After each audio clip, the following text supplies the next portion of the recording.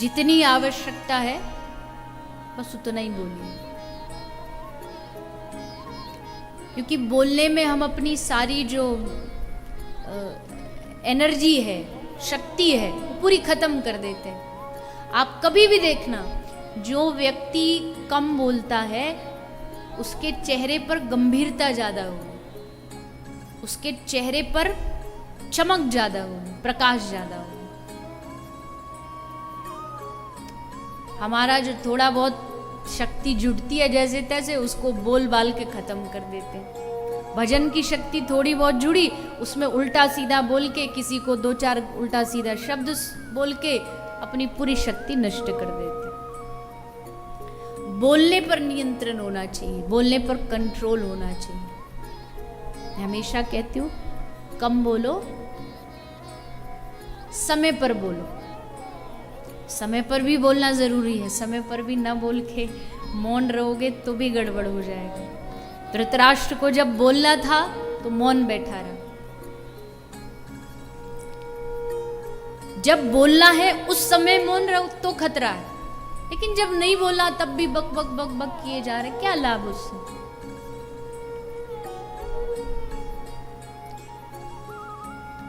भगवत कृपा से मुझे हजार लाख प्रकार के लोगों से मिलने का मौका मिलता है, और कभी कभी तो ऐसों से उलझ जाते हैं कि सुनते सुनते चक्कर आने लगता है। सच में कई कई ऐसे मिल जाते एकाध महापुरुष कि समझ नहीं आता कि अब उत्तर हाँ बोले कि ना बोले। अब कुछ बोले तो भी फंसे, पहली मीटिंग है बेचारा, वो हमें जानता नहीं, हम उसको जानते नहीं। इतना बोल लेते, इतना बोल, कैसे बोल लेते पता नहीं। कम बोलना भी एक भजन है, हर किसी के बस की नहीं। करके देख लो आप। हमें पंचायती की आदत होती है ना, इस भारत में अगर काम के नाम, काम से रिलेटेड अगर नाम रखा जाए ना, तो 90% लोगों का नाम होना चाहिए रायचंद, जो फ्री फंड की राय बस बांटते रहते दुनिया को। बेकार की राय, कोई मांग नहीं रहा आपसे, फिर भी राय देते रहते। जहां मन कर वहीं घुस जाते हैं बोलने के लिए। ऐसा नहीं। आप किसी भी भक्त को देख लीजिए, उसे बोलने का समय कम मिलेगा। क्यों? क्योंकि उसके भीतर कुछ चल रहा है, उसके भीतर निरंतर कुछ चलता रहता है। और जिसका भीतर निरंतर भगवान नाम चल रहा है, अगर उसे बात करनी है तो उसको थोड़ी देर वो रोकना पड़ेगा, और रोकना उसके लिए ये कष्ट में है कि मैं उस भीतर जो चल रहा है उसे क्यों रोकूं। जिनके भीतर कुछ नहीं तो वो हम जैसे लोग बस करते रहते हैं। तो एक संकल्प ले सकते हैं आप कि कम बोले, जितनी आवश्यकता पड़े उतना ही बोले, जितने से काम बन जाए उतना बोल के बात को खत्म कर दें।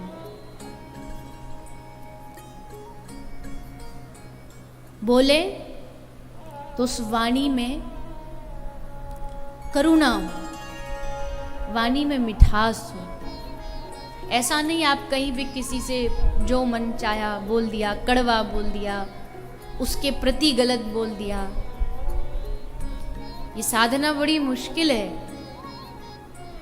क्योंकि ये जीभ ही है, या तो किसी के दिल में बिठा देगी या किसी बैठे हुए को दिल से निकलवा देगी। इस जीभ में इतनी शक्ति है। शास्त्र कहते हैं जिसने जीभ को जीत लिया उसने संसार को जीत लिया। दो वजह से हम जीभ से हारते हैं। एक तो यही उल्टा सीधा कड़वी वाणी बोल के, और दूसरा जीभ के रस से हम हार जाते हैं। जीभ कहती है आज मुझे ये खाना है, तो हम भागे भागे जाएंगे उसको लेने के लिए, उसको कमाने के लिए।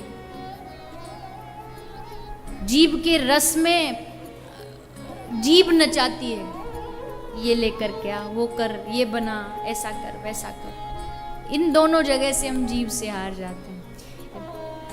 ये जिव्या बड़ी ठगनी है। इतने बड़े, इतने लंबे 5-6 फुट के शरीर को एक जिव्या है जो किसी से जब मन चाहे पिटवा दे। क्यों, कुछ करना नहीं उसे, वो बोल के खुद तो छुप जाएगी गुफा सी में जा कर के। अब डंडे पड़ेंगे इस शरीर को। सर्वम जितम जिते रस, जिसने अपनी जिह्वा को जीत लिया उसने सब कुछ जीत लिया। तो पहला नियम, मतलब एक नियम ये भी हो सकता है कि आप कम से कम बोले, जितनी आवश्यकता उतना बोले। और दूसरा नियम क्या ले सकते हो, बताइए, मदद करिए मेरी बताने में। ये तो मेरे विचार है ना, आपके भी तो कुछ हो सकते हैं संकल्प लेने के लिए। कोई तो संकल्प हो ना जीवन में, हरिनाम का ही संकल्प। और हरिनाम से बड़ा संकल्प तो होगा भी क्या, क्या संकल्प हो सकता है नाम से बड़ा, कि हमारे जीवन में नाम भगवान आकर के विराजमान हो जाए। आज यकीन मानना, ये सबसे आसान रास्ता भी है और सबसे कठिन रास्ता भी है। नाम भगवान में श्रद्धा होना सबसे आसान है, क्योंकि इसमें ना रुपया लगता है, ना हमारा कोई समय लगता है, ना कोई हमारा डीजल पेट्रोल लगता, कुछ नहीं लगता। लेकिन कठिन इसलिए है क्योंकि लोगों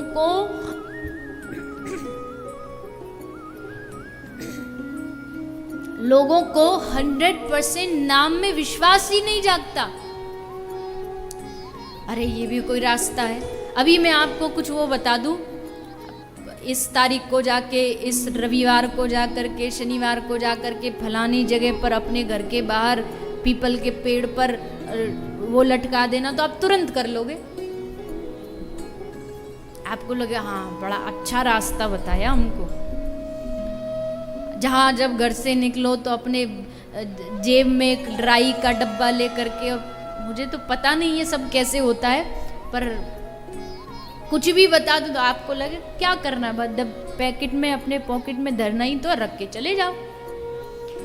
लेकिन हरिनाम करना है, ये बात थोड़ी सी समझने में हमें समय लग जाता है, क्योंकि उसमें हमें खुद इस नाम के लिए अपने मन को अभ्यास दिलाना पड़ रहा है कि नाम जपो, नाम जपो, हरे कृष्ण कृष्ण कृष्ण हरे हरे, हरे राम राम राम। ये मन में बैठ जाए, ये जीभ पर बैठ जाए, ये सबसे सरल रास्ता है, पर इस पर विश्वास होना चाहिए, भरोसा होना चाहिए।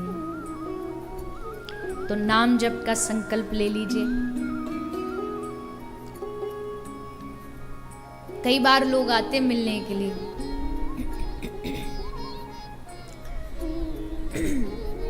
2015 में हम आपसे मिले,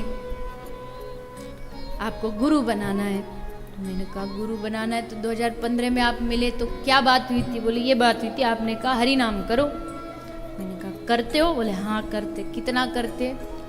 आपने कहा था 1 माला करो। तो अभी 2022 चल रहा, अभी कितनी करते हो? बोले 1 करते हैं। अब 2015 से 2022 तक तुम 1 ही करते आ रहे हो। बीच में हम मिले, अभी ये मैं इसलिए बता रही हूँ, कल ये घटना घटी एक मैया के साथ। तो बोली बीच में मिले ही नहीं। अरे मिलने ना मिलने से क्या फर्क पड़ता है? कभी आपने किसी के कहने का इंतजार किया कमाई के लिए, कि कमाएंगे जब वो कहेगा, जब वो कहेगा कि नहीं अभी बहुत हो गया, आप थोड़ा जॉब का प्रमोशन ले लो, तब क्या कमाई का इंतजार करते हैं? नहीं, तब तो अपने मन से करते हैं। तो हरि नाम बढ़े, ये भी तो अपने मन से करना चाहिए। आज 1 कर रहे हैं, कल थोड़ा सा और इम्प्रूवमेंट हो, 2 कर दो। 1 महीना में बढ़ाते बढ़ाते 5, 10, 15, 20, 50, 64 जितना आप कर सकते हो करो। अरे लग क्या रहा है हमारा? तेरी कौड़ी लगे नहीं दाम रे, दीवाने पी ले रे हरि नाम। और कैसा हरि नाम? ध्रुव ने पिया, प्रहलाद पिया, पिया भगत रैदास। ये जितने भी नाम लोग हैं ना भक्तजनों के, सब नाम दीवाने थे। आपने सुना हो कबीरदास जी, लोग कहते हैं कि कबीरदास जी का अलग पंथ है, ये है वो है। मैंने कबीरदास जी पर एक पूरा चरित्र कहा था, सुनो से, उसमें कहाँ ऐसा है? हर जगह श्री कृष्ण ने आकर के कबीर को दर्शन दिया है। जहां जहां कबीर की लाज जाने वाली थी, कृष्ण ने आके दर्शन। और कबीर दास जी से बड़ा कृष्ण भक्त कौन हो सकता है? ये सब प्रेमी, ये सब ने नाम का सहारा लिया। इसलिए हम सब भी संकल्प ले कि ज्यादा से ज्यादा नाम का स्मरण करेंगे, ज्यादा से ज्यादा नाम भगवान का चिंतन करेंगे। जैसे भगवान का चिंतन होता है, वैसे भगवान के नाम का भी चिंतन होता है। ये थोड़ी ऊपर वाली स्टेज है जहां तक हम अभी पहुंचे नहीं हैं, पर नाम का भी चिंतन होता है कि कृष्ण लिखा है तो बस उसी कृष्ण नाम के एक एक अक्षर का चिंतन शुरू हो जाता है, उसमें रस आने लगता है, अच्छा लगने लगता है। तो एक संकल्प ये हो सकता है, और संकल्प क्या हो सकता है?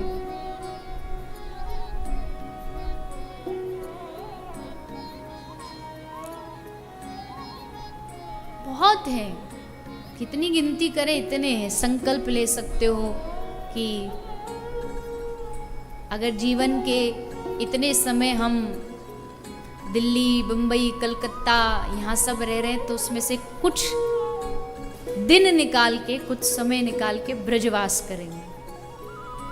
और ब्रजवास भी पक्का वाला, ये ब्रजवास नहीं होता कोई बढ़िया होटल में आके चकाचक एकदम रह गए, बढ़िया 5 स्टार होटल में रहे, खाना पीना मंगवाया, बढ़िया बढ़िया ऑर्डर करे, बोले हमको तो ब्रज में कुछ आनंद आया ही नहीं, ऐसा ही लगा जैसा हम, कहाँ से आएगा, तुमने ब्रज का आनंद लिया ही नहीं।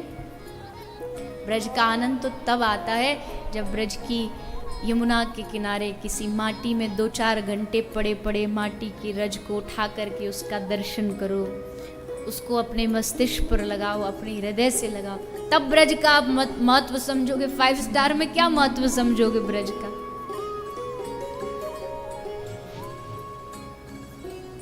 ब्रजवास संकल्प ले सकते हैं, साधु सेवा का संकल्प ले सकते हैं कि हमें साधु सेवा करनी है, किसी भी भाव में करनी, किसी भी रूप में करनी। तो ये सब अलग अलग प्रकार के संकल्प हम इस कथा के माध्यम से ले सकते हैं, और लेने चाहिए, तभी हमारी कथा कहना, सुनना, करना सब सफल होगा, तभी भगवान की कृपा हम पर होगी।